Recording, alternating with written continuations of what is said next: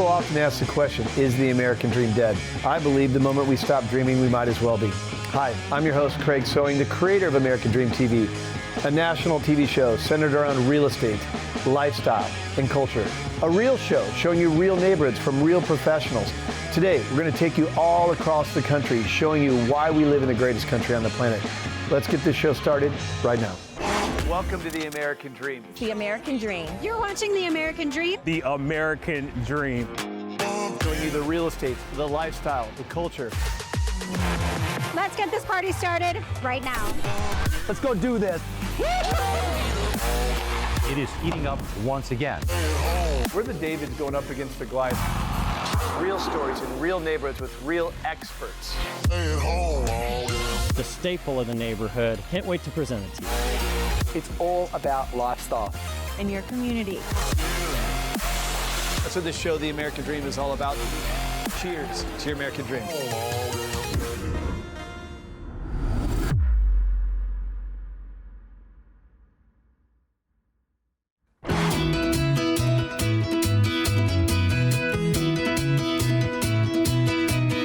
One of my favorite things to see in a city is when an area gets transformed. I'm here at the Perry District in Spokane, Washington, which has been completely revitalized and become a hot spot. This is really a vibrant community. It's got restaurants, coffee shops, a brewery, clothing stores, you name it.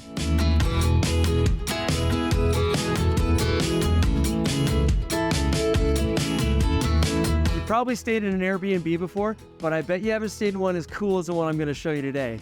And the coolest part is this innovative project has had a massive impact on the local community. You ready to take a look? Let's go.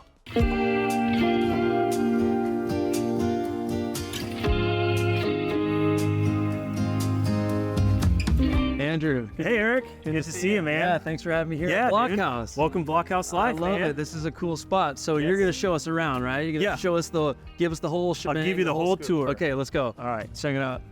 Okay, so we're here. Super cool spot. It looks awesome. It looks incredible. But people want to know, what is Blockhouse Live? Yeah, Blockhouse Life is a sustainable net zero micro community. Okay. So we have 14 doors on 3 residential lots. Okay. And what we wanted to build was something the community could be proud of. But really what makes it unique is we use a material called CLT, cross-laminated timber.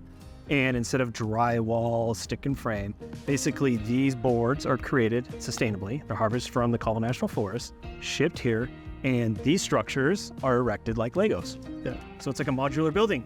You mentioned Colorado National Forest. Yep. Well, that's local here is. too, which is pretty sweet. So tell us a little bit more about that with the wood kind of sourcing the material. Yeah, good question. So there's 2 companies. One's Vaughan Brothers and one's Vaughan Timbers. Vaughan Brothers is located up in Colville, about an hour and a half north of here. Okay. And so they have a program called the A to Z Project, and they're working with the Colville National Forest, so the government, and how to sustainably harvest and manage the forest.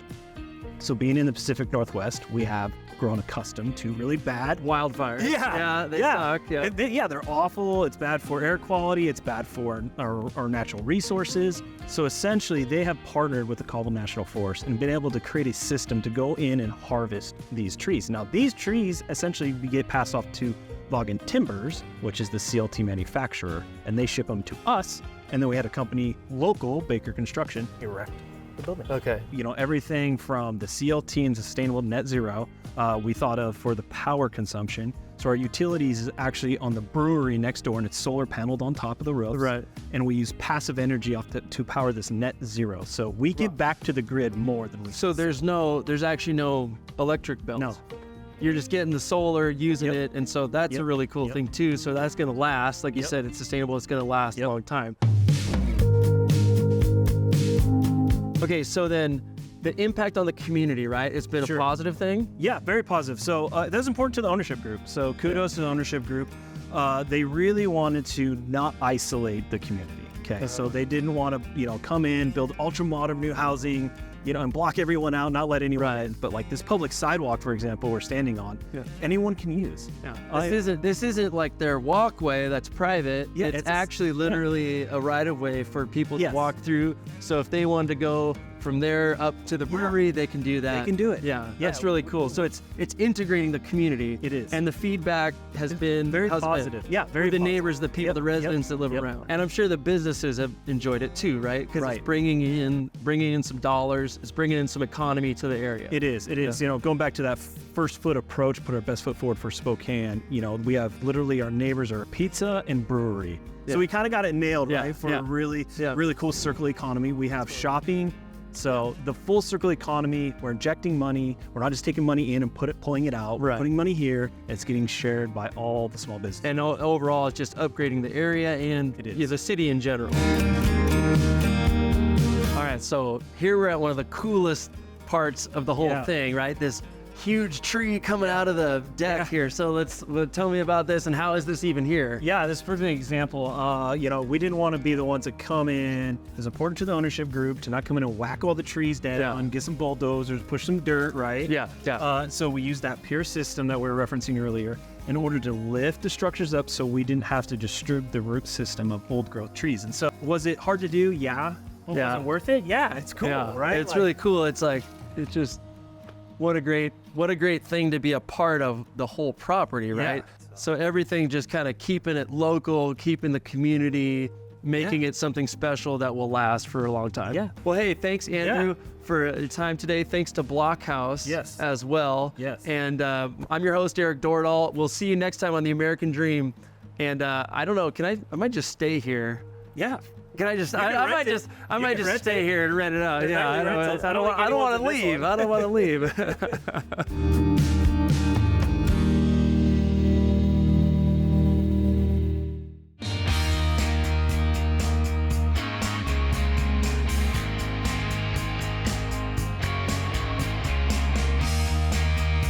Empowering communities, uplifting neighborhoods, and finding a way for everyone to come and gather and feel welcome, that is the Indaba way. Hey everyone, I'm Robin Miller, your host for The American Dream. I'm here in Spokane at Indaba Coffee. Let's go in and check it out.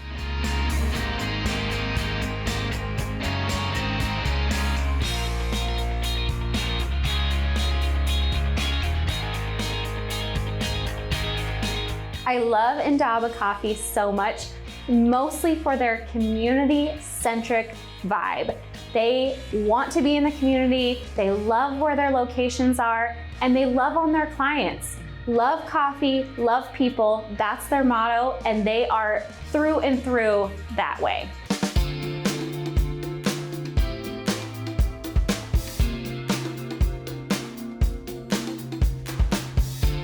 Hey everyone, I am here with the founder and CEO of Indaba Coffee, Mr. Bobby Inslow. Thank you so much for joining us today. We really appreciate the time. If someone has never heard of Indaba, how would you describe your coffee shop? Well, I mean, we're a family-owned and operated business, so like my title's kind of fancy sometimes with the founder and CEO, but my wife and I run the business, and I think that's what makes us special, is that we're very community-focused here in Spokane. My wife and I are from here, and so what makes us special is that we're that small family business, that local neighborhood coffee shop, and that's what we go for and what we try to lean into every day. Indaba started in Spokane in 2009. This is actually the ninth shop, but fourth in Spokane. You are down in Kendall Yards. You're downtown on Riverside. You're down in West Central on Broadway. And this is the newest shop on North Monroe. How far north do you think that you're gonna go? Well, I have made the public announcement that I'm not gonna open any more Indaba locations, as to many people's disappointment. However, we are launching a coffee school, which really moving into the second season of my life is like, I want to really pour what I've learned in the last 15 years into others that can open up their own shop in their own neighborhoods or in their own cities. And again, there's something special about being that owner-operated, locally owned coffee shop that's invested in their community, that really they can do it better than we ever could. And so if I can give them the skills of like how to make good coffee, and really it is a science, and so it is repeatable. So teaching them those things that I've learned over the last 15 years of how do you make consistently good coffee, coffee? How are you also creating a great experience and vibe and space? Like there's so many different things that I've learned over the years. And so formulating some classes around barista certifications and even a 3-day masterclass on coffee business. Wow. I have a master's in business, so I have that expertise that I can speak into as well of like, this is your financial planning, this is your business plan, Perfect. This is your marketing plan, Yes. This is all this aspect. But I also am a barista, so it's like, this is the flow of the bar. This is how I can do it. This is how you do latte art. This is how the coffee is consistently good. And so I think it's the 1-2 punch and being able to pay it forward and bless others so that they can bless their communities. What do you see for the future that Indaba Coffee can contribute to this district or to any of the other 3 locations that you have here in Spokane? Well, I mean, I just got out of a meeting today that I mentioned where we're trying to, one of our core missions at Indaba is cultivating connection. And so we want to kind of cultivate and revitalize the local music industry and having friends with some local artists. And like, so it's like, could we be a space that can help spark kind of more live music and even this idea of live on Monroe. So there's this Instagram meet on Monroe and the you know, the business district here. But what if we had some fun live music and maybe create some energy around that and some community around that? Because, you know, one of my passions is like creating community and connection. And like I said, our mission is cultivating connection. So that's one recent project that we're currently starting and working on. I love that. That sounds like the dream. Yeah. Are you living your dream? Yeah. Are you living the vision that you set up for in the very beginning? Honestly, yeah. I mean, I wake up every day just super excited to be, I mean, I live, work, and play in the neighborhood, and that's always been the vision of being a small business owner. Being a part of something bigger than myself in terms of like making these neighborhoods stronger and impacting other people's lives for good. And that's really what I'm passionate about, is being able to do that in a little way and encouraging others and working with other like-minded people that want to make the city better and make the world better. And I love that so much. Thank you so much for letting us come in, for letting us interview you, your time, seeing these beautiful shops, all 4 of them. And I can't wait to see this episode out in the world. Yeah, same.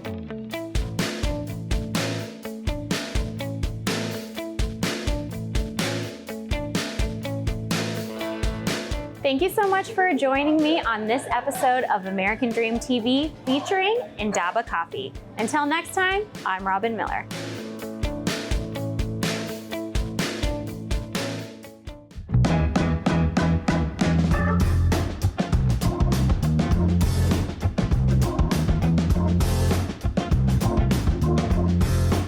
Hi, and welcome to American Dream TV. I'm Reba Haas, your host, and tonight we are taking you on a culinary adventure at a place you would never expect, Renton Technical College. And why are we doing that? That's because tonight is their phenomenal celebrity chef event, which I have been a part of for many, many years, having been a foundation board member and now just someone who loves to come and eat. So we're gonna see Chef Christy Brown tonight, and she's gonna be sharing soul food with us, and it's gonna be an amazing adventure. And we're gonna get a few interviews with some of the chefs who are here to support the program.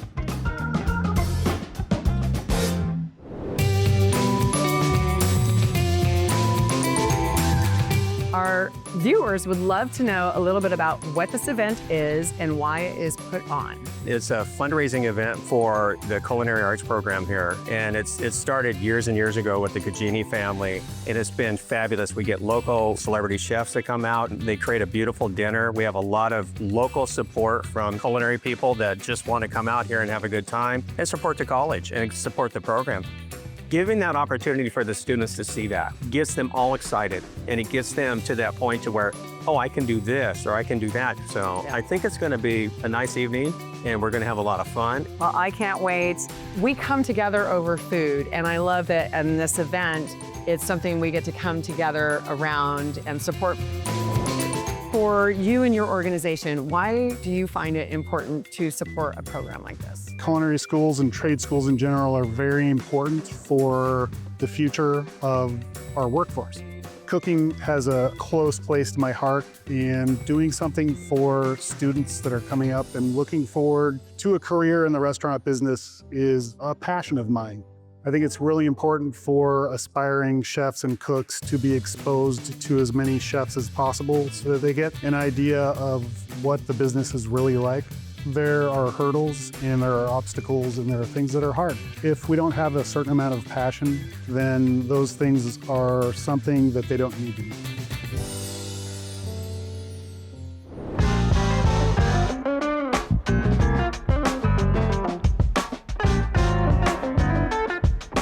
Coming back and being in this space and also giving back to the community like that, what's it mean for you?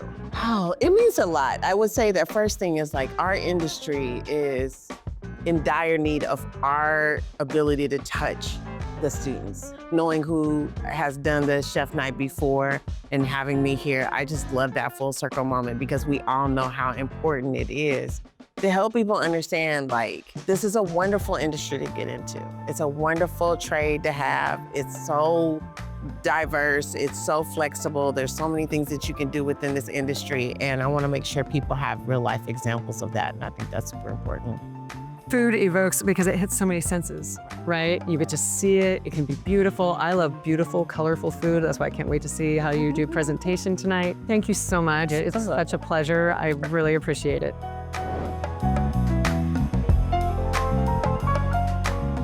So thanks for being with us here tonight at the Renton Technical College for the Culinary Celebrity Chef event. I hope you got to fill your soul and your plate up a little bit with what else there is to offer here in Renton. And we will see you next time here on American Dream.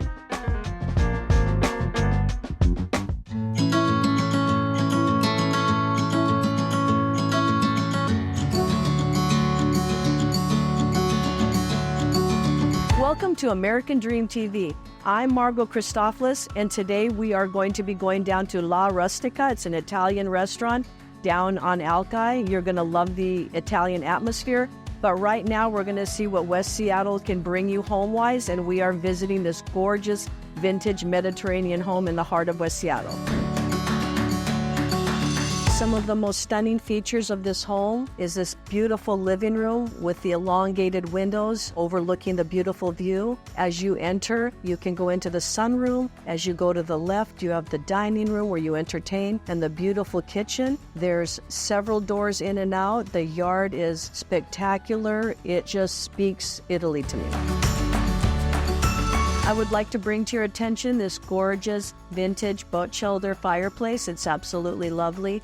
Also, that this home is almost shy of 100 years old, and this is the type of home that you can come out and look at and purchase in West Seattle.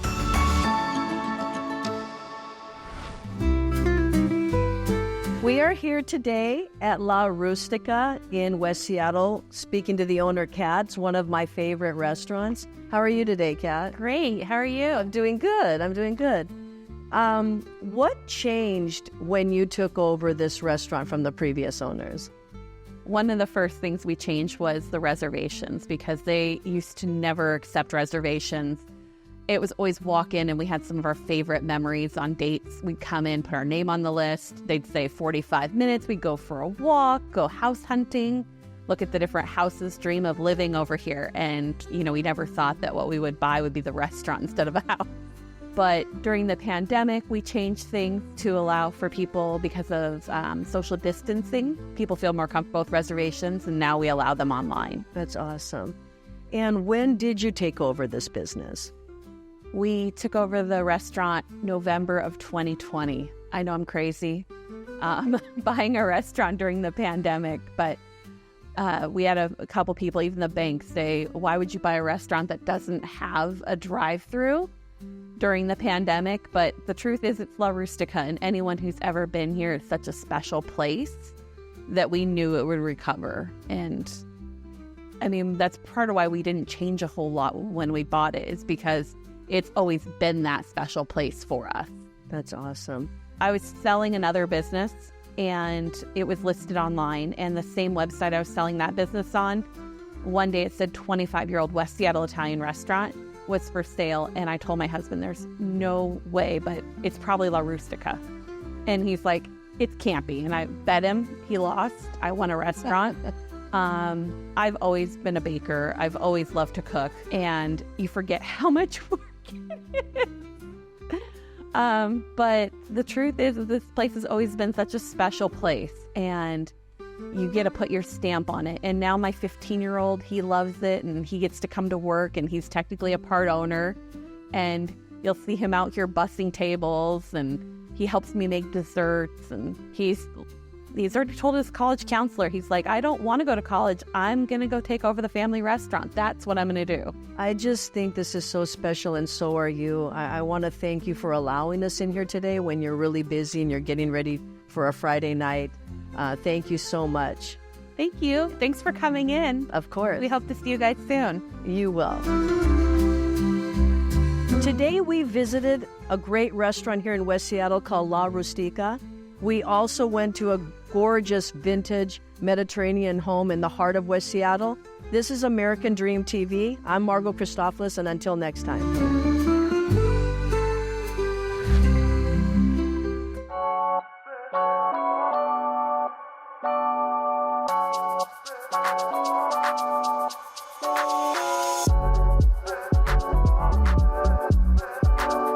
Welcome to American Dream TV. I'm your host, Lindsay Cantlin.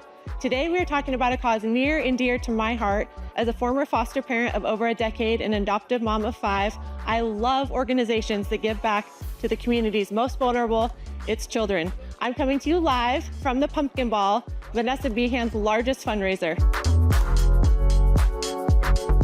So I am here this evening with Development Director Lacey Renner for Vanessa Behan, and she is going to share with us a little bit about the organization and how they got started in the community. So Lacey, thank you so much for having us. Thank you for this opportunity to share the mission with your supporters. Yes, and can you give us a little history? How did this whole thing get started all those years ago?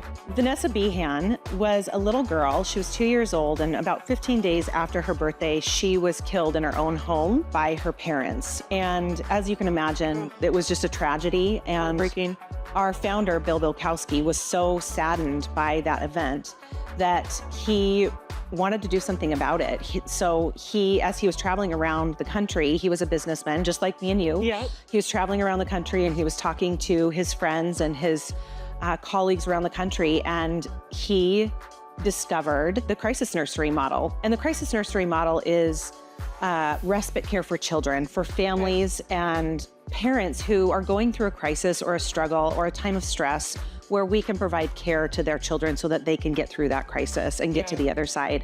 And their children don't have to experience that stress.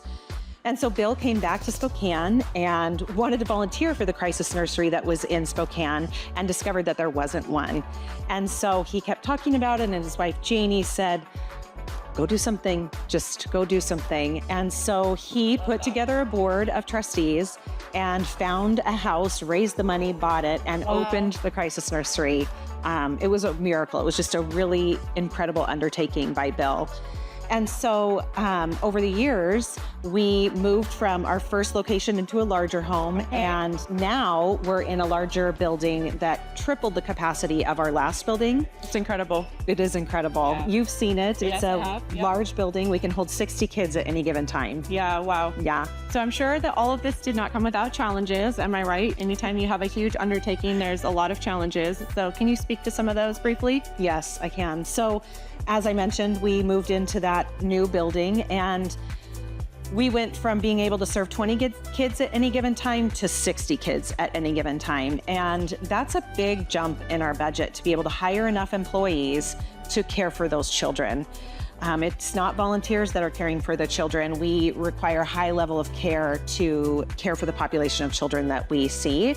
And so we're serving about 28 kids at any given time. We're turning away about 37% of those children, and we have the space to serve them. So the challenge is to raise enough funds each year to raise our budget to $8.5 million. Wow, okay. We're currently sitting at about $4.5 million each year. So that's really our biggest challenge is funding. Okay. So double it. Double it. And we know these kids can't wait. We miss this opportunity when we have to turn kids away. Absolutely. It's an urgent need. It is an urgent need. It is. Thank you. So we are coming to you from the Pumpkin Ball. As you can see, we are dressed for the occasion in this beautiful setting. The Pumpkin Ball is actually Vanessa Behan's largest fundraiser, and one of the great ways you can get involved. Lacey, when did the Pumpkin Ball come into existence? 21 years ago, actually, by a group of volunteers who were passionate about the mission. knowing that we needed to do something big to raise funds. And they came up with this 500-person black tie gala that we do every year. And it's put on by all volunteers and some of us staff each year. And it helps us to serve thousands of children through the winter. Lacey, thank you so much for having us again. And we're just excited for this event tonight and the good it will do in this community and for Vanessa Behan. Thank you, Lindsay.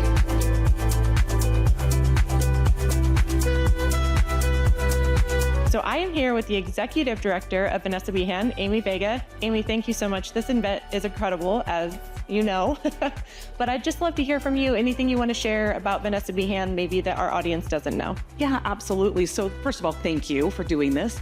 Vanessa Behan is 100% privately funded, and so it's events like this that allow us to really truly impact children and families in our community. And so just a huge thank you to everybody out there that supports us and invests in the work that we're doing. We're really focused on the prevention of child abuse and neglect, and that happens when we invest in children very early. Yes, absolutely. Thank you so much. Thank you.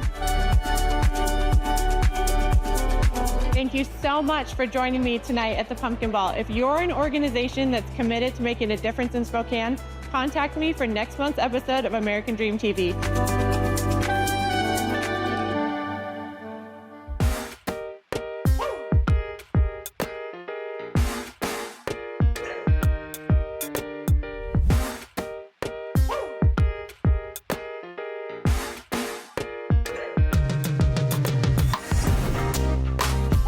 Welcome to American Dream TV. I'm Krista Hopkins, your host, and I'm here in the heart of Washington wine country. And I have the privilege today to meet with one of the premier owners of a winery, John Bookwalter of J. Bookwalter Wines. Hi, Krista, how are you? Hi, John, how are you doing? Great, thank you. So tell us where we are. So we're on top of the Bacchus and Dionysus vineyards, one of the oldest vineyards in Washington State, planted in 1972. But we're at the 46th parallel, where if you wrap that around the world, it intersects Bordeaux, Southern Rhone, and Tuscany, places where great wines have been grown for hundreds of years. So we have the right soil, we have plenty of access to water, and 300 days of sunshine.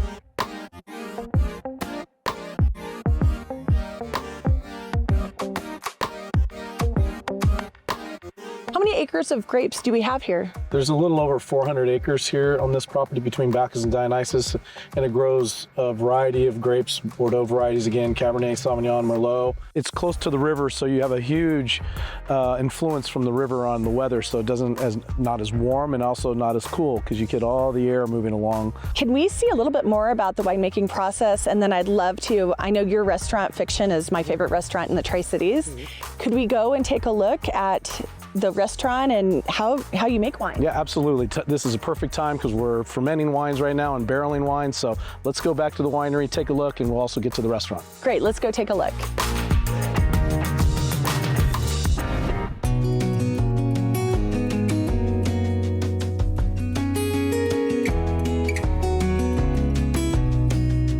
Winery's been around since 1983. 83. Yep, so we're one of the oldest wineries in the state. There was about 25 wineries in 1983, and there's 1,050 now. So this Cabernet Sauvignon protagonist, is it 100% Cabernet? We're always blending. We jokingly say we're blendaholics.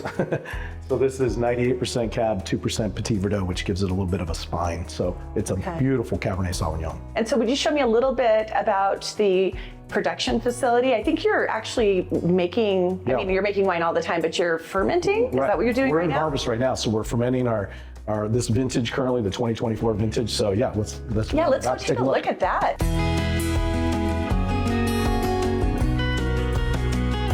So tell me, John, what are they doing back here? So we're filling the French oak barrels with, I'm assuming, red wine at the moment, most likely, because it's a red barrel. We have two barrel rooms. One is a fermenting barrel room, so I have to keep this room around 72 degrees, so the wines continue to finish fermentation, primary fermentation, and then they'll go through a secondary malolactic fermentation. Our finished barrel room is always cool, about 58 degrees and 70% humidity. You can go in there, it smells great. Oh yeah, let's go in here. I always love going in a barrel room. So what do we have in this room? So it's actually all the varieties we produce, and even including some of our whites that are being barrel aged, and it depends on the type of wine we're trying to produce, but most of the wines will be in barrels for at least a year, if not up to 2 years. So this is where the wines will come out of barrels and move into these vessels here, and then we'll bottle from tanks. John, is this kind of where you grow some of the food for the restaurant? Yeah, a few of our vegetables and a lot of our herbs are actually grown. And why don't you take these so that you can use it for your tomato bisque soup? Thank you, yes. That is one of my We're gonna make a half a cup. favorites. Okay, perfect.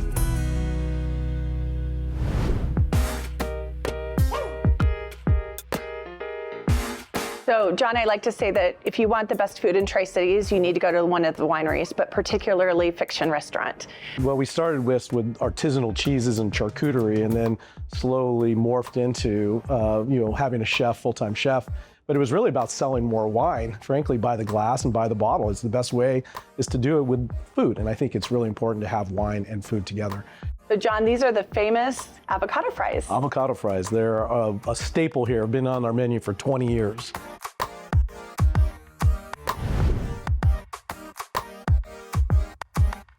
So this is where they have the Children's Reading Foundation of the Mid-Columbia's event. And I know your last name is Bookwalter, so of course it ties in with the literary thing, but it seems very genuine that it's dear to your heart to promote literacy. Yeah, I mean, it is core to our nature, and I always feel that, businesses in a community are only as strong as their community, so you have to be civically minded and give back. Wonderful. Thank you for doing that. I hope you enjoyed today's episode of the American Dream TV. We created this show to combat negative media, to show that the American Dream is alive and well by showing you real stories in real neighborhoods. Thank you so much for watching the show, and cheers to your American Dream.